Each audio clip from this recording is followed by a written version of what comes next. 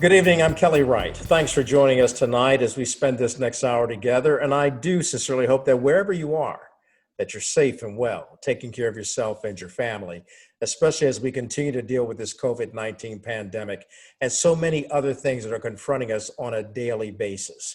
Which leads me to my opening observations. The great songwriter and singer Curtis Mayfield once wrote a song called Choice of Colors. In that, he stated this: if you had a choice of colors, which one would you choose, my brothers? If there was no day or night, which would you prefer to be right? How long have you hated your white teacher who told you you love your black preacher? Do you respect your brother's woman friend and share with black folk, not of kin? Now, people must prove to the people that a better day is coming for you and for me. With just a little bit more education and love for our nation would make a better society. Yet some of us would rather cuss and make a fuss than to bring about a little trust. But I believe we shall overcome someday if you only listen to what I have to say. Curtis Mayfield was right about that, and some of us are too busy cussing and fussing and distrusting, and we can't make it to that table of brotherhood. And as Marvin Gaye said, inner city blues makes me want to holler, throw up both of my hands, because we are all being traumatized by the order of the day: coronavirus, racial virus, political virus. So we're going to talk about how we untraumatize our trauma. And there are many ways we can do it: mind, body, and soul. And those are my opening observations. Welcome back to the program. So my next guest, and I'm going to do a plug for her book, and you'll probably see it as well. It's called Vibrant Life. Can you see that? Vibrant Life for Success, Dr. Colleen Hawthorne. And it's quite a book. It has a foreword by the great Tim Story, who's the creator of the Hollywood Prayer Network. And Tim Story has interviewed people from Oprah to the Dalai Lamas. In fact, he's been a guest on the Oprah show. But Colleen has a noteworthy life and storied life as someone who gets into our head and helps us understand life a little bit better. Dr. Hawthorne, thank you for joining us today, and I appreciate you being on the program. It's my privilege to be with you again, Kelly. You know, there's a lot going on right now, and it seems to be happening at an alarming rate. We have the coronavirus pandemic, and we're seeing that it is surging and unfortunately causing more deaths. I mean, I've got to be very honest here. I just learned of someone dying overnight from the COVID-19. His entire family had it. They survived, and he passed. It hits all of us, especially those of us living in communities of color, and it causes trauma. How do we best handle this traumatic time that we're living in? Kelly, first of all, my condolences to you and your family on the loss of your loved one, and certainly our prayers are with his family as well. Appreciate that. It was someone that I knew. It wasn't a loved one, but yet someone that I knew. And I think most Black Americans do know people or someone who've had it or passed away from it. Yes. Thank you. Yes. So as you're saying, the trauma is just massive. We're really on trauma overload. If you think about it, Kelly, from the beginning of this year, the beginning of 2020, the first week, really, we had a major unexpected trauma. There was the killing, of a leader in the Middle East. I think you're referring to General Soleimani, who was from Iran. Yes. And he was killed during an airstrike as he was going into Baghdad to visit the prime minister of Baghdad. And that was an airstrike that the United States enacted when the president called for that airstrike. They were supposedly taking him out because he was planning an attack on U.S. troops. There's still a lot to that story that hasn't been told yet because we all got hit with the COVID-19 pandemic, but it certainly caused more of a major rift between Iran and the United States and Iraq for that matter. Yes, Kelly, and I believe that was January 3rd. I mean, no one saw that coming. So we're still saying Happy New Year and Then we get this news on the 3rd. That's a major traumatic event. That's how we kicked off this year. And then shortly after that, also in January, we lost one of our legends, icons globally, Kobe Bryant, and his daughter. Tremendous trauma that impacted everyone on a worldwide level. After that, then we're hearing this COVID virus, that is in Wuhan, China, is really proliferating there very quickly, and then moving into the US. So then there's that trauma of uncertainty and what do we do when everything's unclear. These are traumatic, very traumatic things. Then, Kelly, after that, we deal with, wow, it's here in the United States, and it is just growing and transmitting exponentially. Immediately, after that, or shortly after that, it's declared a pandemic about the middle of March. And then immediately, within a week, 2 weeks, job loss, businesses shutting down, what's going to happen, all of this uncertainty. This is major, major worldwide. And if that weren't enough, then in May, we know the tragic death just a few weeks ago, the brutal killing by a police officer of George Floyd. In the wake of that, immediately that kicks off global, again, protest. And hence then the focus and spotlight on racial injustice globally. And we know with that, there have been very traumatic things happening. I mean, every day, yesterday, today, we turn on the news and there's more, trauma we're dealing with about the racial injustice and white supremacy and all of this. Kelly, we are on trauma overload. Right? And the important thing to remember, trauma that means deeply distressing or disturbing experiences. We can have physical trauma, psychological and emotional trauma. Think about it, Kelly. When we have physical trauma, right? What happens is there's impact to something or somewhere or some system within the physical body, right? When you have emotional and psychological trauma, it's trauma to our psyche, trauma to our minds, trauma to the very, thing that supports our mental and emotional health.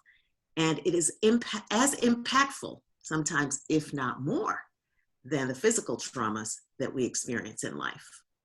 You're watching The Kelly Wright Show. We'll be back with much more after the break.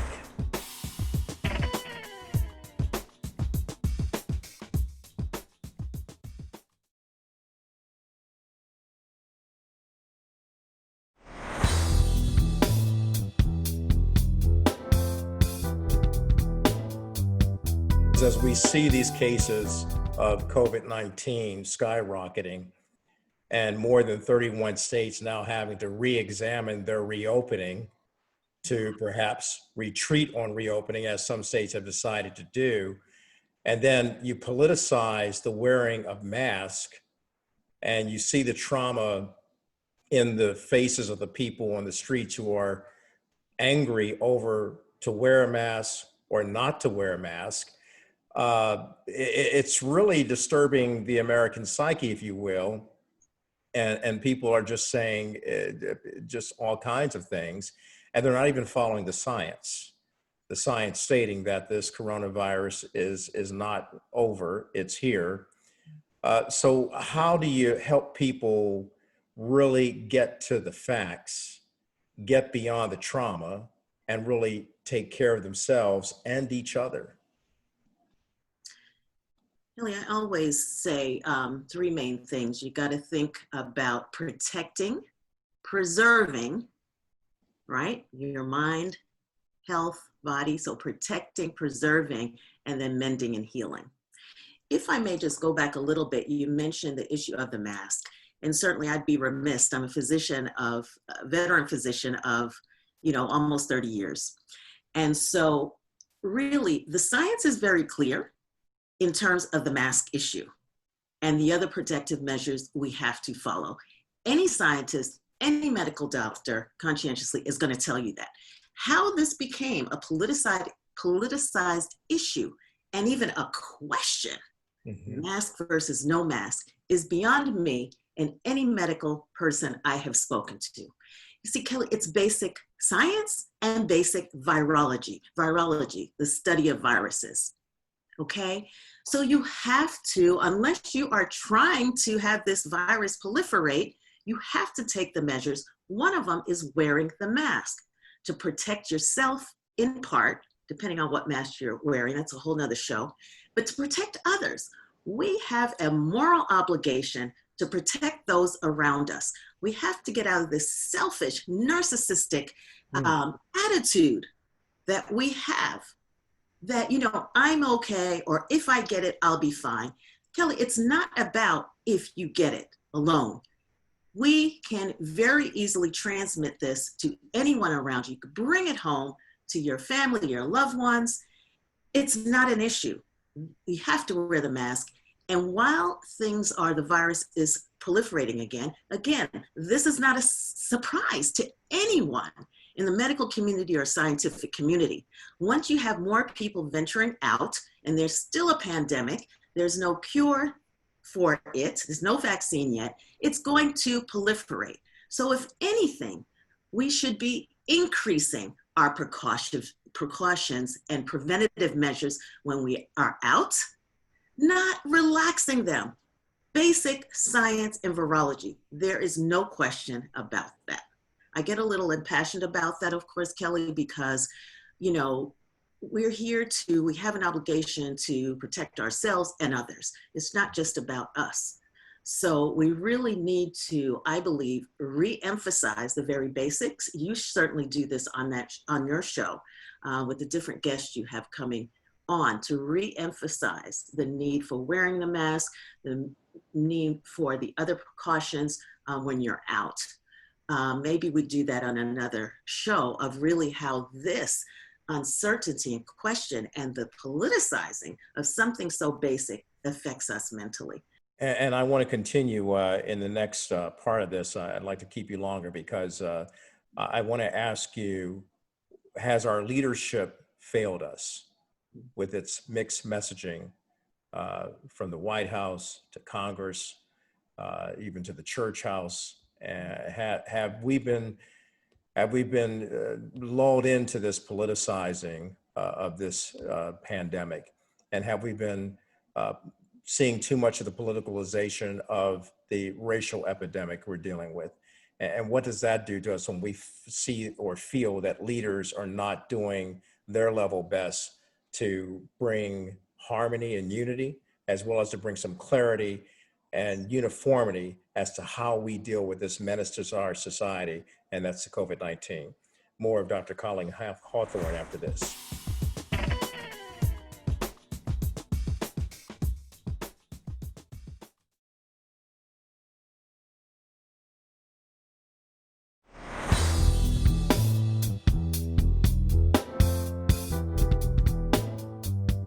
All of us need to be aware and speak the truth to our communities of color, to say it's not bad to get mental health or counseling or therapy if you need it. And right now, I think many of us need it. So I want to ask you a question. Do you think the President of the United States needs it? Because we get so many mixed messages from this commander in chief, and it confuses so many people. Kelly, from what I have been seeing, watching all these years, and certainly in the last several weeks, along with others, there's no question about it. Absolutely. Yes. Yes. Well, number one, he's dealing with a tremendously stressful job, right? So for that reason alone, I believe all leaders need to have that kind of support, some kind of, mental wellness coaching and support along the way. But certainly what we are seeing does suggest that he does need to be speaking with someone who is in a position to speak truth to power, someone who is a medical professional, mental health professional, and by virtue of that is able to speak with someone, from that standpoint.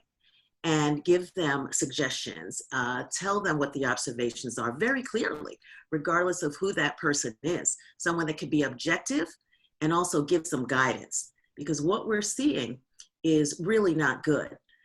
All of us have personality styles, right? And also within the practice of psychiatric medicine, there are personality disorders. That's what we call them. So personalities that can, have some behaviors and patterns of behavior that creates, kind of almost predicts how someone's going to respond to something. Okay, so we all have a personality.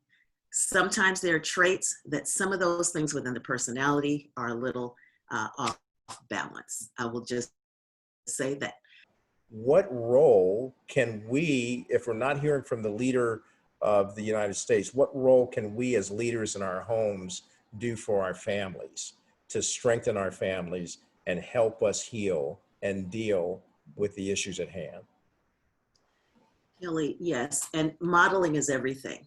And so what you're modeling here and really even making a call to the media to let's address this thing at another level now. It's not about name calling and pinpointing. It's about getting to the point, getting past this impasse so we can get to healing. And so as a leader, I commend you for saying that. And so within our families as well, in terms of leadership in our families, to model clarity, what do we believe in this family?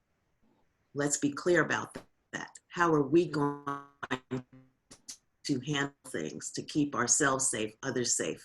How are we going to keep ourselves healthy in terms of paying clear attention to what's going on, be very proactive, but also intentionally knowing our system is, we've got to pull back now so we can stay healthy and be able to continue in this fight. It shouldn't just be a fight in this healing process. We have to have clarity about what's going on so we could begin to heal. There's really no more time to wait. There's no more time to wait. We've got to be a little more on point, I believe, and just like you did, assertive about saying, look, this is what you do. What do we need to do? What is the problem?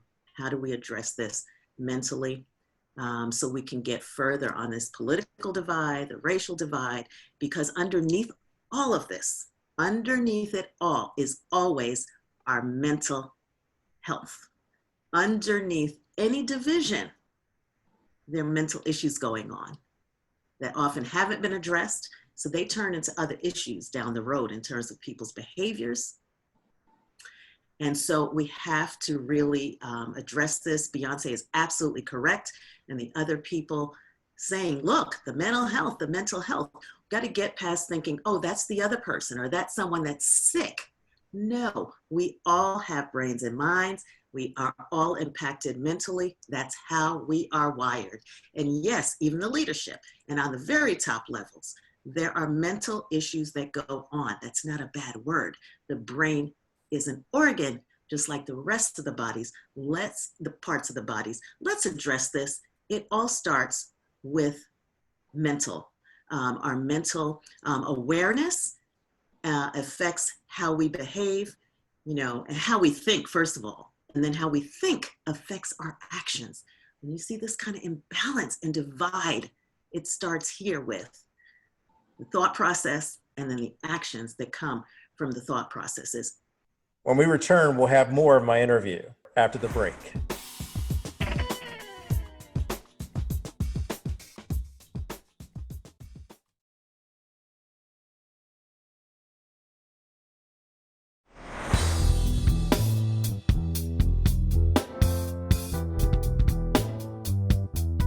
Welcome back to the program. So again, we've been having a very candid discussion about the mental psyche of our nation, because our nation, regardless of the fact that some have failed to acknowledge it, is quite traumatized from COVID-19, the deaths of George Floyd, Breonna Taylor, as well as Ahmaud Arbery. And now people are examining the case out in Colorado with Elijah McClain. People are out in the streets protesting, not just here in the United States, but globally. Some of the protests here in the United States have turned violent. We've got people pointing fingers to the left and to the right, extreme fringe groups that have gone in to cause the violence. In the middle of that, I've spoken to people who are quite sane and quite peaceful. They just want to see a change in their country, and they don't want to see their country step backwards. They want to see their country move forward. And the way to move forward, as I've stated on this show before, is that we learn how to be each other's keeper and not each other's killers. Yeah, I'm talking to Dr. Colleen Hawthorne, who's addressed what we go through in terms of trauma. I know some of you are saying, well, gee, this is a really heavy topic. Well, it is, because we've addressed leadership, not only at the White House, but in Congress, in my house, in your house, because we all have to step up. We have that talk with our kids about how we deal with our stress levels. And Doc, the one thing that I don't want to leave off the table is the spiritual component.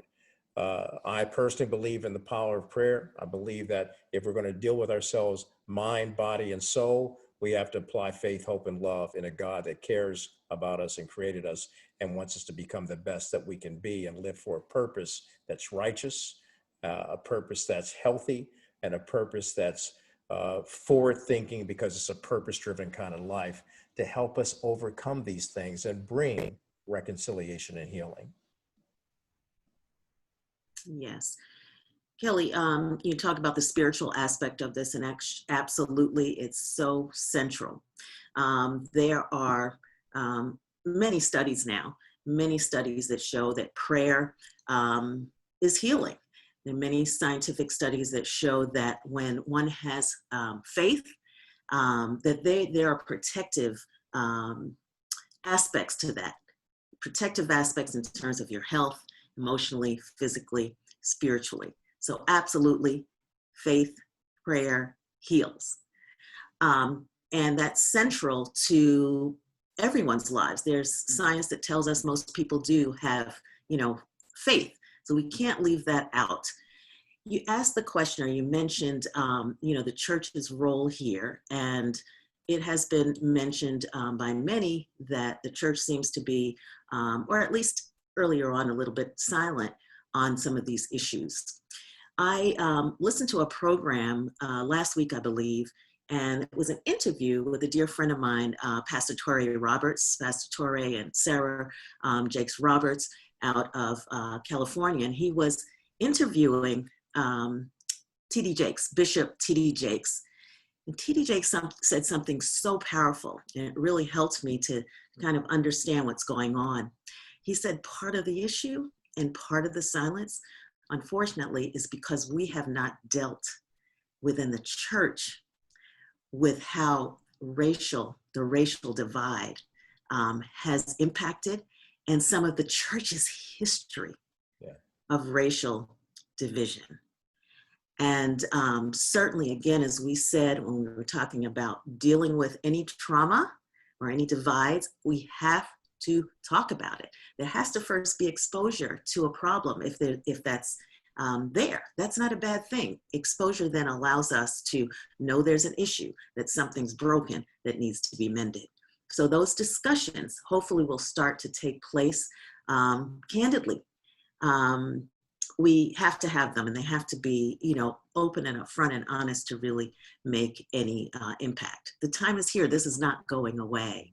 And so I think the church is kind of positioning itself, and some have already started discussions to understand, and have some reconciliation there to be able to start the healing process, and also to help with their congregations and help in terms of helping the world to understand, how do we heal spiritually. And within that spiritual healing lies the emotional healing, and yes, physical as well, because it's all connected. So that is a critical part of this. And I'm pleased that the church, at least the way Reverend Jakes talked about it, you have to be honest and said, look, there's first this issue. We've got to deal with that. And then we can move forward with more strategy about how we help people to heal on a spiritual level as well. Well, I appreciate you so much. Look forward to having you on the program again and again and again, and bringing in your other colleagues as well. Absolutely. Thank you, Kelly, for having me, and thank you for daring to ask the tough questions and talk about, speaking truth to power. Thank you, Kelly.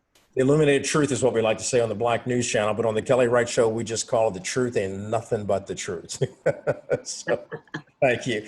And stick around and watch the rest of the show, Colleen, Dr. Hawthorne. I'll be talking to some of my old musician friends. Some of them have played with some of the top artists in the world from, it's just a whole list, but we're going to talk about what we did about 3 years ago to embark on a social platform to say something to the world about bringing peace, love, peace, and understanding to the world musically.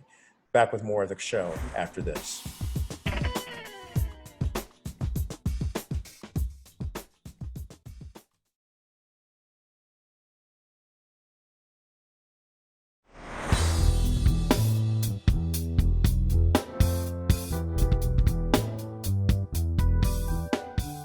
Welcome back to the program. I'm delighted to introduce to you four of the finest musicians in New York City and potentially around the world. They are great studio musicians as well as songwriters, all of them with so much talent. And I've been blessed to work with them when I lived in New York. Together we put an album out called Love, Freedom, and Peace. And certainly that speaks to what we're going through right now, because we are in need of love, freedom, and peace in this traumatic period of COVID-19, racial injustice, and political division, and people protesting around the world to call attention to the fact that we must learn how to take a seat at the table of brotherhood for the good of all of us. So let me introduce these wonderful, talented men to you as we have a discussion about what's happening. Oscar Buck is with us right now. He plays guitar. Also joining us, one of the baddest man on the planet when it comes to playing drums, Stephen Williams is with us. Steve Williams there. And on keyboard, he's been playing since he was a child, and he's played with all kinds of notable people throughout the world, Jeff Franzel. And then joining us, you always got to have a bass player, always. The bass player holds it down and holds the bottoms. Paul Frazier joining us as well. Hello. Gentlemen, thank you for joining me today. And I guess I want to, before we talk about your musical prowess, I want to talk about what you're going through as just men, as you see what's happening in our country, as it relates to COVID-19, as it relates to the racial divide that we're seeing and the political divide. Jeff, let me start with you, if you don't mind, because you've seen it, and what's your reaction to it? Well, what does bother me so much, how divided we this is really frightening to see. But on the good positive side, I think these protesting and it's been a wake up call. I know that myself as a musician, I'm feeling more connection than I ever have right now in some bizarre way. Is that, I've been doing these Facebook Live video concerts every Thursday, and there's a dire need for people to feel connected with each other. And I just noticed there's more harmony, when I see people on the street. I've talked to Steve and my son who lives in Williamsburg, and there is a camaraderie going on. So there are good things coming through, but on the same level, we have some serious problems, and I really think we need to, as is conveyed in the Bob Dylan song that we wrote, in the protest song that we put together, we have to come together, and so I think, on a what I'm basically saying is, on a brighter side, there is some good that is coming through all this that's going on right now. You're watching The Kelly Wright Show. We'll be back with much more after the break.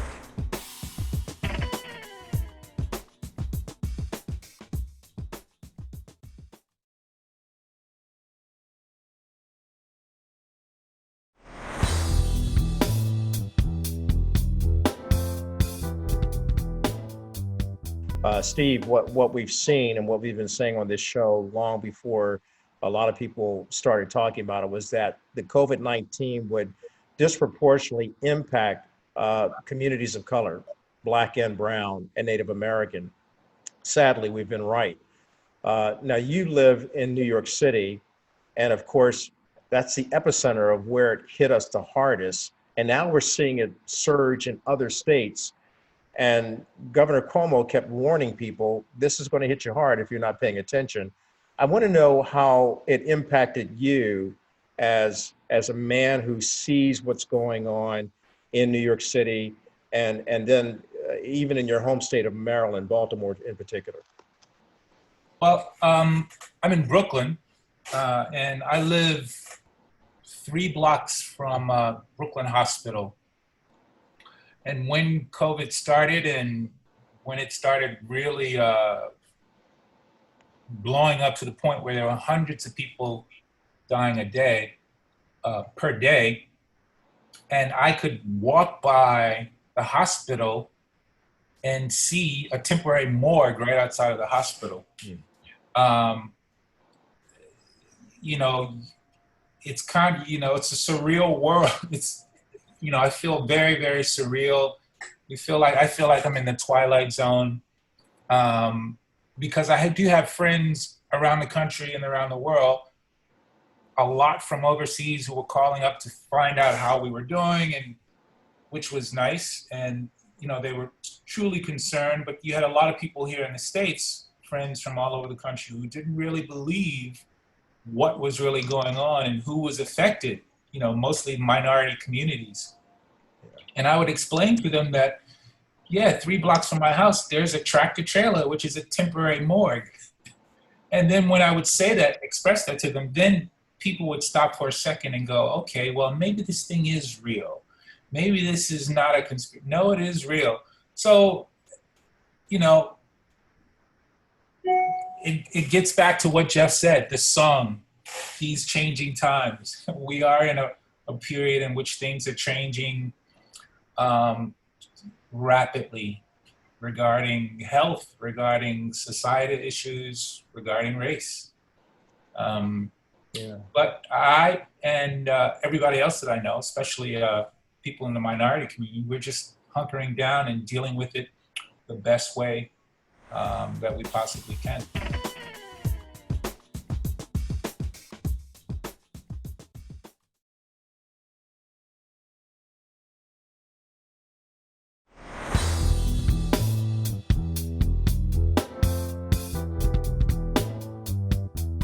Welcome back to the program. So you, all of you watching tonight, you've been able to meet 4 of my dear friends, and we haven't talked in a while, but it's like we were just talking just a moment ago, literally. That's kind of the way musicians flow with each other. Say, man, I haven't seen you in a minute, and then we start hugging and embracing each other. And since we can't do that because of social distancing, we are not isolated from loving each other and taking care of each other. So I want them to explain who they've worked with. I could brag on them, and I know that they don't always like talking about all the great talent that they've worked with. But Steve, I'm going to start with you because you've worked with some incredible people playing the drums. Yes, I've had the pleasure in working with, in the 90s, I was in a group called the Diggable Planets, which was a jazz hip hop group. And then I worked with Ivan Neville, a little recording with Ivan and Keith Richards.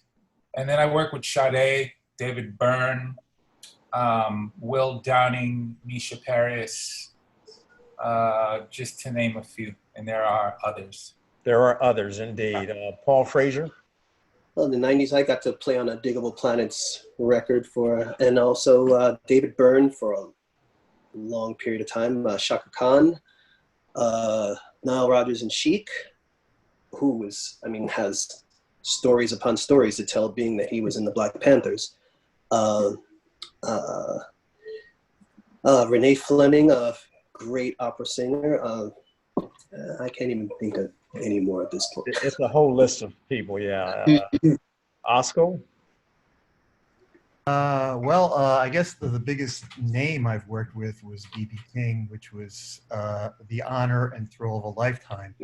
But mostly I've been doing a lot of TV scoring. I've scored a lot of episodes of Frontline on PBS. I've done 2020. Primetime, also a soap opera, The Young and the Restless. And I also had a CD under my own name that was charting on the smooth jazz charts in 2000. And now writing and producing with a bunch of different artists, getting songs on numerous TV shows. Love to write and produce. Awesome, awesome. And Jeff Franzel.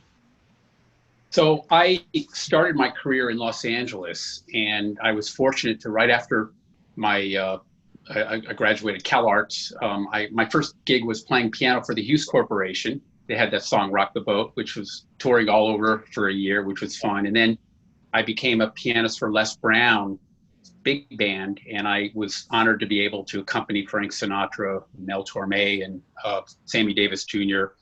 And I moved to New York in '81.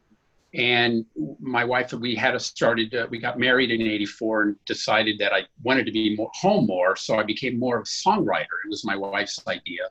And I was very fortunate. One of the first songs I wrote was called "Don't Rush Me." It was a Taylor Dayne song that became a big pop hit. And then since then, I have written songs for The Temptations, a couple for NSYNC, and a couple for Sean Colvin in films, and Josh Groban, Placido Domingo. And currently there's an artist named Reese Lewis that's coming out next month. It's a couple songs, and then and still, yeah, loving what I do, playing and writing more. And it's just, each day is fun as much as, try to do as much as I can. Fantastic. So, America, I just wanted you to meet 4 incredibly gifted and talented men. You've heard their music, you've seen them perform, and you may not even notice it because they're they're very humble, and yet their music is out there everywhere to be heard by you. And when we come back, before we close the show, I'll be closing it with our rendition of the Bob Dylan classic.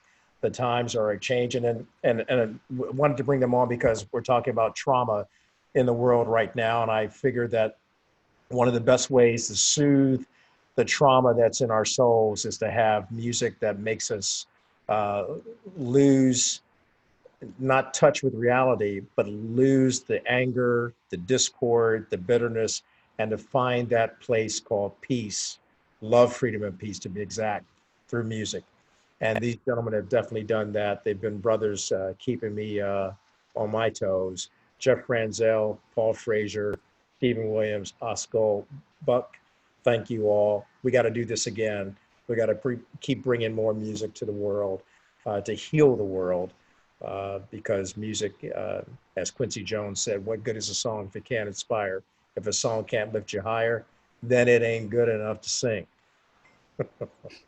Love you guys, and I appreciate you so much, each and every one of you. Praying for your families. Stay safe out there, especially Steve there over there in New York, and Paul over there in New Jersey, and Jeff and Oscar. Don't let Connecticut fool you. Tell them to stay safe and wear a mask. Absolutely. Thanks for having us, Kelly. You too, Kelly. Yes, thanks for having us, Kelly. Stay safe. Love you guys. Love you Kisses and too. hugs. All right. We don't tell that enough to each other, but love you guys. Back with Love more you too. after this.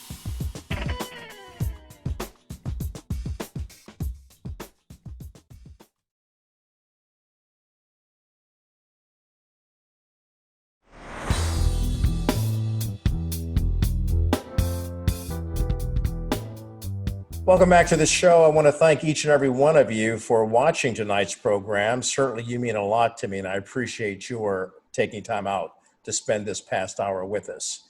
I'll leave you with my final word. It was the Reverend Dr. Martin Luther King Jr. who stated this: "We must not allow our creative protests to degenerate into physical violence. Oppressed people," he stated, "cannot remain oppressed forever. The yearning for freedom eventually manifests itself." He's right.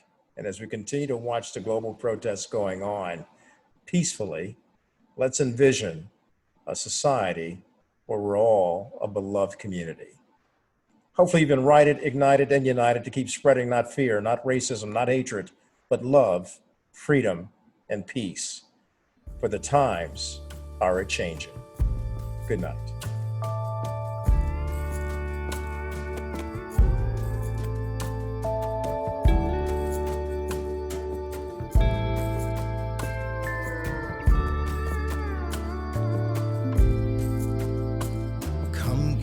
around people wherever you roam, and admit that the waters around you have grown, and accept it that soon you'll be drenched to the bone if your time to you is worth saving.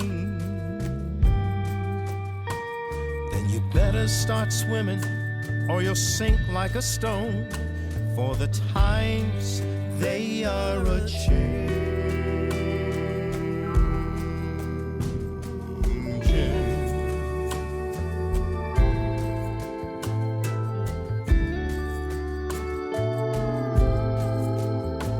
Come writers and critics who prophesy with your pen, and keep your eyes wide, the chance won't come again. And don't speak too soon, for the wheel's still in spin, and there's no telling who that it's naming.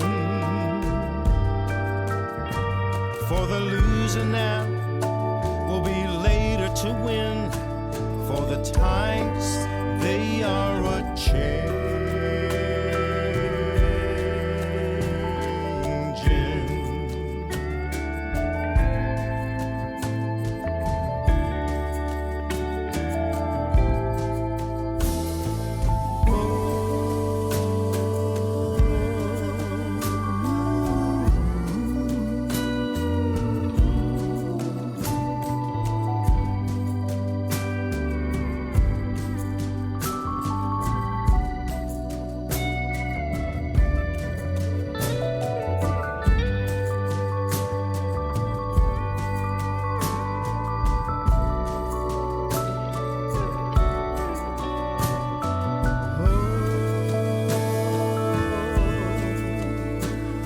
Senators, congressmen, please heed the call. Don't stand in the doorway, don't block up the hall, for he that gets hurt will be he who has stalled. There's a battle outside, and it is raging. It'll soon shake your windows and rattle your walls, for the times they are a-changin'.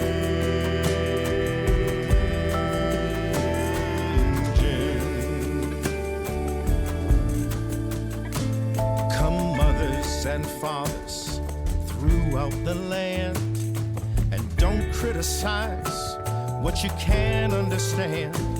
Your sons and your daughters are beyond your command. The old road is rapidly aging.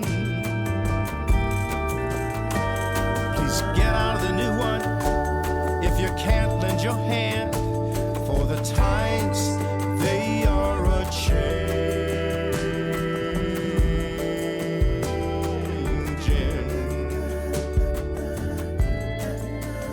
Now the line it is drawn, the curse it is cast.